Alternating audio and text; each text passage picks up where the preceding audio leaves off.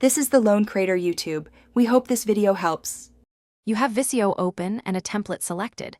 Now begin by configuring the page so your work stays clean. Set orientation and page size, then turn on rulers and the grid to align elements precisely. Once done, enable snapping and guides to lock objects into place. Use Ctrl plus drag to duplicate shapes without losing alignment. This speeds layout and prevents rework, so make sure to establish these basics before adding content to avoid misaligned shapes later. You're ready to add components.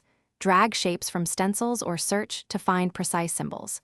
Use dynamic connectors for diagrams that will change. Glue connectors to shapes so they move together, or use links when relationships should remain separate. Once shapes are placed, align and distribute with the Arrange tools to maintain visual hierarchy. Group related items and assign them to layers to control visibility and printing. These steps reduce manual tweaks and keep complex diagrams manageable as you iterate. You're at the finish line.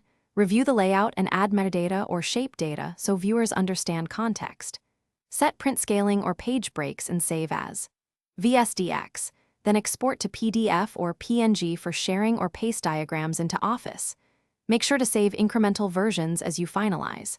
If something goes wrong, first check layers and shape visibility, then reset or reattach connectors and repair any broken links. Doing this prevents lost work and ensures your diagram prints and shares correctly. Thanks for watching. Consider subscribing if we helped you.